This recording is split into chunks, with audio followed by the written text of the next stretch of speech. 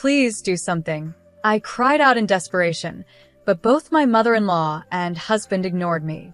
They didn't even look at me as I stood there, covered in blood. They seemed more worried about the scary dog that had bitten me and whether the floor was dirty.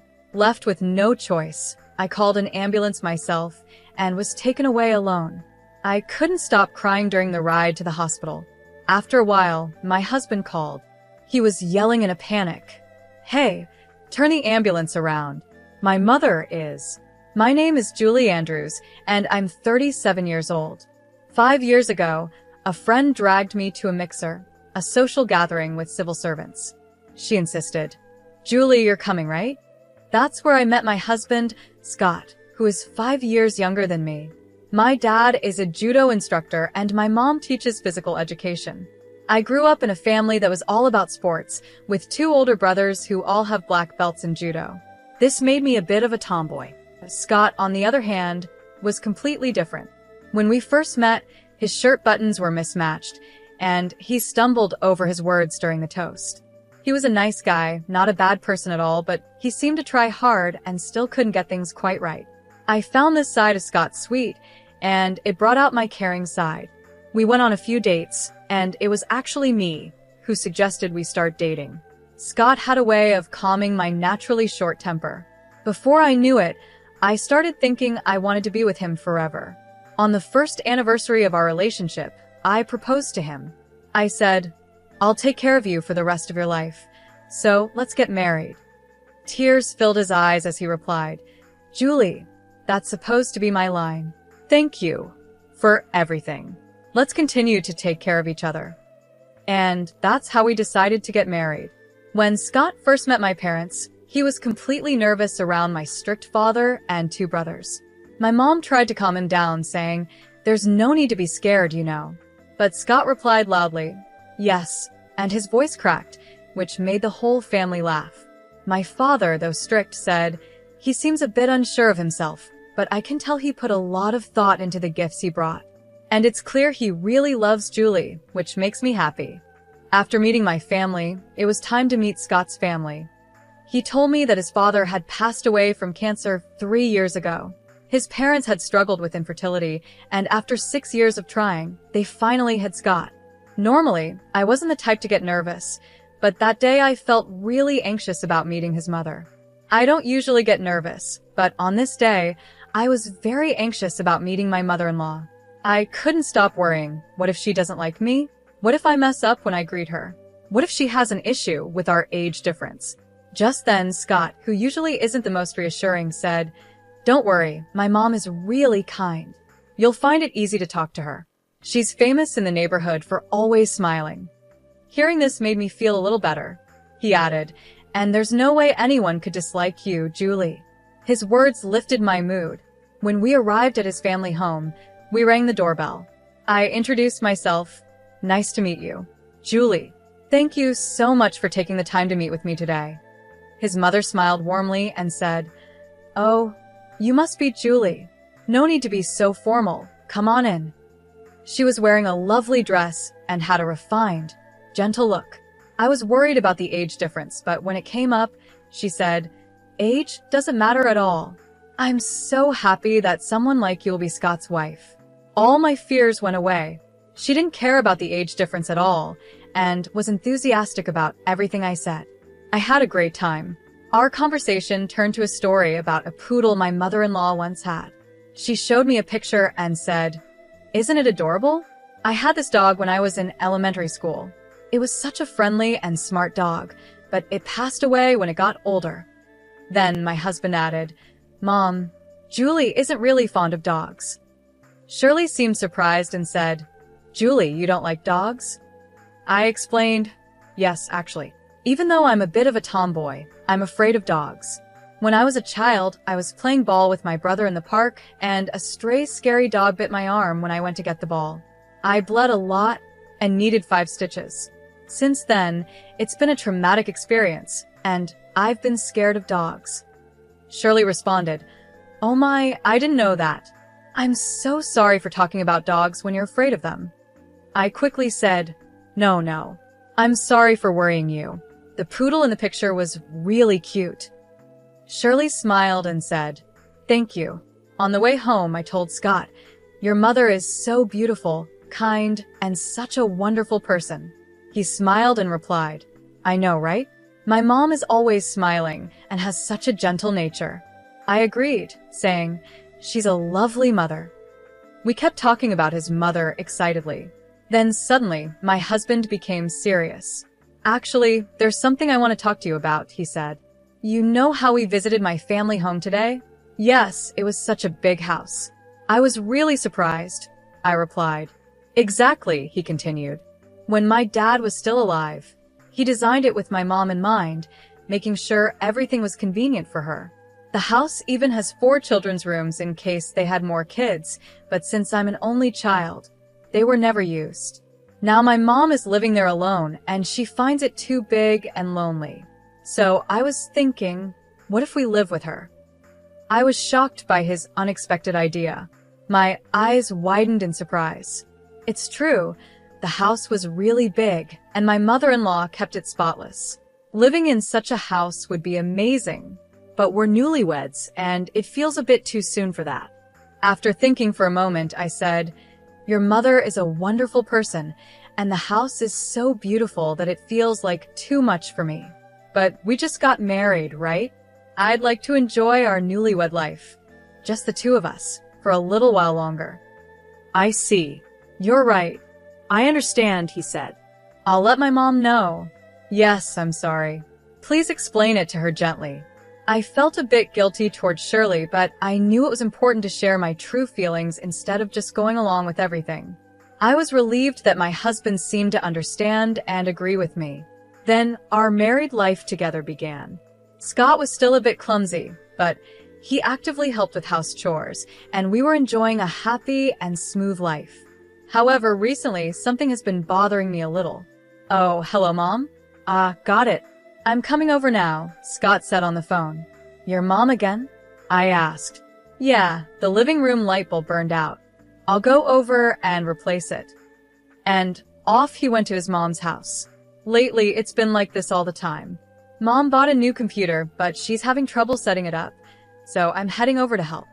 Or, Mom bought too many groceries at the supermarket, so she asked me to come pick her up. I'm going to help her out.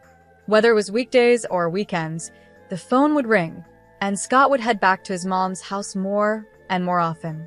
I started feeling a little upset, thinking that he could at least spend the weekends at home with me. But at the same time, I reminded myself that Scott is just a kind and thoughtful person who cares a lot about his mother. A month had passed since we got married, and just like when we were dating, we hadn't had any major arguments, and things were going smoothly. Today was Shirley's birthday. My husband and I had picked out a present and a cake for her, and we went to his parents' house. As soon as we walked in, a scary dog suddenly jumped out. "What?" I said, my eyes widening in surprise. There hadn't been a dog when we came for the wedding visit. Since I'm afraid of dogs, I quickly hid behind my husband. Shirley came out of the living room and said, "Oh, welcome, Mom. Where did this scary dog come from?" Scott asked. "Well, I was feeling lonely living by myself, so I got a dog recently." "Isn't it cute?" she said, smiling. The dog was small, a Welsh corgi. "I see," I replied, still startled by the dog's sudden appearance. I forced a smile, even though I was scared. Without noticing my discomfort, Shirley brought the dog closer to me and said, "Come on, Julie, why don't you hold it?" I took a step back and said, I mentioned this when we came for the wedding visit, but I was bitten by a dog when I was younger, and I've been afraid of dogs ever since." I politely declined to hold the dog. "Oh, did you say that?" "I didn't know," she said, pretending not to remember. "But it's so cute. What a strange person you are." I noticed a slight smirk on her face, and for the first time, I wondered if Shirley was being sarcastic. After that day, whenever Scott said, "Mom wants to see you," or "Let's go visit my mom," I started declining. I still couldn't forget the smirk she gave me when she saw I was uncomfortable around the dog. A month later, after finishing work and coming home, I found my mother-in-law in the house. "What? Why are you here?" I asked, surprised. "Oh, welcome home," she greeted me cheerfully, as if everything was normal. She was in the kitchen, had opened the fridge, and was cooking. "Why did you come over so suddenly?" I asked. "My dear Scott said he wanted to eat my homemade stew, so I just had to come," she said, looking very happy as she hummed to herself. "Oh, I see." I tried to smile, but I felt tense, especially since her dog was in the living room. To make things worse, she had fed the dog, and it was licking clean my favorite antique plate. I had bought that plate at a flea market in Canada, and now the dog was licking it clean. Who could possibly be okay with this? I went to my room to put away my bags and coat. I told myself not to get upset since Shirley had come all this way. I took a deep breath to calm down and went back to the living room. To my horror, the dog had made a mess on the brand new carpet. The stain was bright yellow. Oh no, the dog messed up the carpet. I shouted in a panic, but Shirley didn't seem to care. "Oh dear, it made a mess right there. Huh," she said casually, not even bothering to scold the dog or clean it up. Knowing the stain would get worse if I didn't take care of it, I ended up cleaning it myself. I was usually calm, but this really frustrated me. Just then, I heard the door open, and my husband came home. The dog, hearing him, started barking loudly. Woof, woof. It barked until he came into the living room, and even the sound of the barking scared me. Once the dog saw it was my husband, it stopped, and I felt a bit of relief. The three of us sat down to eat the stew Shirley had made. Neither my husband nor Shirley bothered to put the dog in its cage, so it wandered around our feet, hoping for food. I felt tense and started trembling. Shirley noticed and said, "You really don't like dogs, do you, Julie? You look so scared. I brought the dog today to help you get over your fear."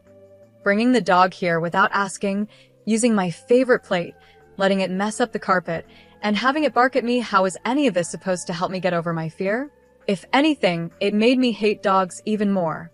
In my mind, I was screaming, "If you really want to help, just put the dog in a cage or keep it away from me." But my husband didn't notice my discomfort at all. "Mom is so kind. She's really trying to help you, Julie," he said. I couldn't believe it. How was this kind?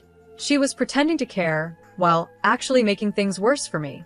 Then, to make things worse, my husband started to lecture me. "Julie, this isn't okay." "What?" "I'm the one at fault," I asked, shocked. "Mom has done all this for you, and yet you keep avoiding the dog. You won't even visit my parents' house because of the dog. You're not trying hard enough, Julie," my husband said. Since his mother was there, he started criticizing me more harshly than usual. I had no choice but to say, "I'm sorry," and apologize in front of my mother-in-law. I bit my lip, trying to hold back my frustration. After that, Shirley began coming to our house often, always bringing her dog. Each time, the dog would run around the house, making a mess. But Shirley never seemed to care or discipline the dog. These visits were stressing me out more and more. One day, I had enough.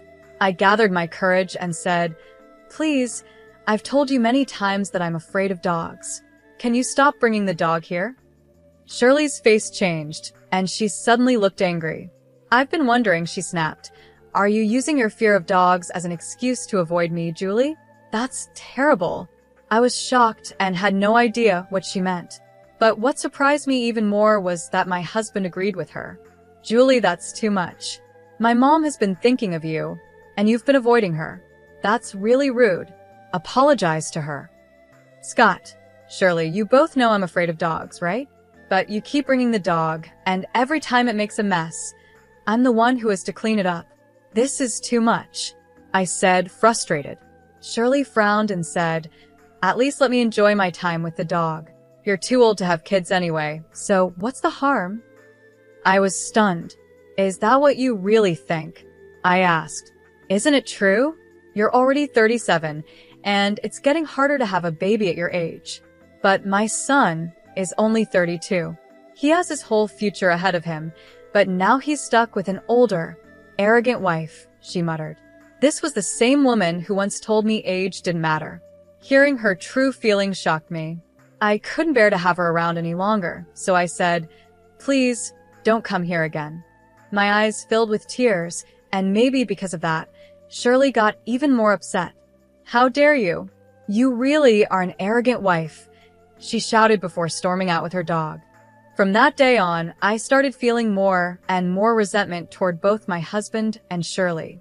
Ever since my husband defended her and blamed me, things between us had been tense, and we barely spoke to each other anymore. 2 weekends, my husband came to me with a serious look on his face. "Julie, I'm sorry," he began. "I was wrong too. I should have thought more about your feelings," Scott said. I felt relieved, thinking he finally understood how I felt. But then he added, "Let's go apologize to Mom now." "What? Why should we do that? Was I wrong that day?" I asked, confused. "It's not about being right or wrong. Don't make Mom angry. "Just apologize, please," he said. In the end, my husband didn't understand anything. He didn't care about my feelings at all. He took me to his parents' house against my will. When we got there, Shirley was waiting for me, hands on her hips. Shirley, I'm sorry about the other day," I said, as my husband had told me to, just to calm her down. But then she said, "I'll forgive you if you hold the dog." That was it. I realized I couldn't reason with her. I had apologized, even though I wasn't wrong, and I had tried to meet her halfway many times. And this was her response? As I've said before, I can't do that, I replied firmly, keeping my cool. Shirley got angry and forcefully pushed the dog toward me. "Ah!" I cried out and instinctively pushed the dog away. But my scream startled the dog, and it bit my hand. It hurt so much, and my hand was quickly covered in blood. "Please do something," I begged my husband and Shirley. But Shirley just said, "Well, anyone would be scared by such a loud noise." Poor thing, focusing only on the dog. To my shock, my husband was more concerned about whether the floor was dirty. Neither of them cared about me. I felt disgusted. Meanwhile, my hand kept bleeding, and I had to shoo the dog away myself. I decided to call an ambulance. When the ambulance arrived, Shirley scoffed, "Oh, come on. You're being so dramatic over a dog bite," looking at me with a mocking expression. My husband, even as the ambulance showed up, didn't change. He was still checking the floor. Ignoring both of them, I got into the ambulance, pressing my bleeding hand. I was filled with anger, pain, and sadness. I couldn't stop crying as I sat alone in the ambulance. For some reason, my husband called me while I was being taken to the hospital. I thought maybe he was finally worried about me, so I answered the phone. But instead, he said, "Mom got bitten by the dog. You're still nearby, right? Tell the driver to come back to our house." Hearing those words, I felt my feelings for my husband start to disappear. I didn't care anymore what happened to him or his mother. Let them deal with it on their own. I quietly hung up the phone. When I got to the hospital and the doctor checked my wound, he said it was deeper than expected and I would need to stay in the hospital. Since I wasn't ready for this, I called my parents and asked them to bring some things for me. After a while, my parents arrived. "Julie, are you okay?" they asked, their faces full of worry as they looked at me lying in bed. "I'm sorry for making you worry. It still hurts a little, but I'm okay for now," I replied. "I see. When we heard you were taken to the hospital, we were really worried." What happened?" they asked. I told them everything about how my mother-in-law and husband had acted. My mom hugged me and said, "You did well." I had been feeling so alone, but just being able to talk to them made me feel better. However, my dad was furious after hearing the story. "I will never forgive them," he said angrily. He looked like he was about to explode with rage. The next day, my husband called. Scott was also furious. What the hell is going on? The police just showed up at our house, and now my mom is being questioned. I don't know. Maybe the hospital reported it. They asked me how I got hurt, so I told them it was your mom's dog that bit me. What? What if my mom gets arrested? This is your fault for being careless in the first place. Yeah, I figured you'd blame me, I said, but I don't care anymore. Actually, there's something I've been meaning to tell you. Let's get a divorce. What? We've only been married for 4 months. Getting divorced so soon? Everyone at work and our family will laugh at us. It's embarrassing. I'm not divorcing you, he said angrily and hung up the phone.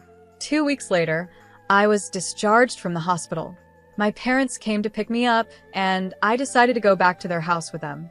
After that, I talked to a lawyer about the divorce and asking for alimony from my husband since there was no way to reason with him. Even though my husband kept calling me, I ignored all his calls. Eventually, after missing another call, I got a text message from him saying, "I'm at the cafe near your parents' house. You better come." If he really wanted to talk, he could have come to the house, but he didn't. It was clear he didn't want to face my parents. With no other choice, I went to the cafe.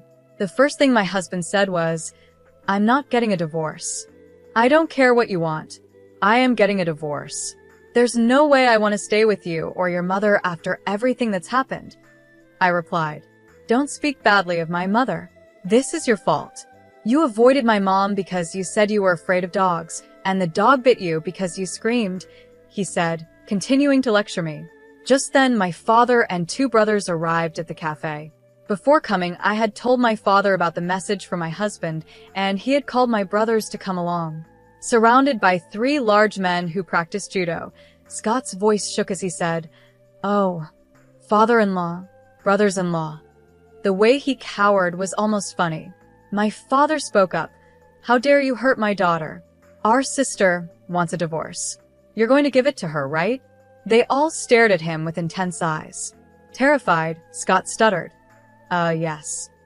My father and brothers kept pushing him until he finally agreed to the divorce and to pay alimony. I handed him the divorce papers I had already prepared and said, "Sign these. We're getting divorced." Reluctantly, my husband signed the papers, and I left the cafe. Thanks to the support of my father and brothers, I successfully divorced my husband and received alimony from him. My lawyer also demanded compensation from my former mother-in-law for my injuries, and I got alimony from her as well. Later, I heard that my ex-mother-in-law had been questioned by the police about the dog bite. She got a strict warning and had to give up the dog. Apparently, she spoiled the dog so much that it started thinking it was stronger than humans. After it bit me, it also bit her, and she ended up with a broken wrist. Now, she's living uncomfortably with limited use of her wrist. My ex-husband moved back to his parents' house. With his mother unable to use her wrist properly, she would ask, "Scott, can you help with the laundry? Can you cook for me?" But since Scott had never done housework before, he couldn't do anything on his own. This caused constant fights between them, with my ex-husband blaming her, saying, "It's your fault this happened in the first place." They began arguing regularly. Meanwhile, rumors spread among his relatives and coworkers that he got divorced because he treated me badly. His pride was hurt, and well, it served him right. I was the one who started those rumors. While I was in the hospital, I shared the story with one of his coworkers whose contact info I had. This coworker was known for loving gossip, so I purposely told them. It worked perfectly. The coworker spread the word about my ex-husband's behavior, calling him abusive, a mama's boy, and someone who had been divorced. It made him an easy target at work, and honestly, he deserved it. With the support of my parents and brothers, I'm now living a happy life. How did you like this story? Please don't forget to subscribe to my channel. See you in the next video.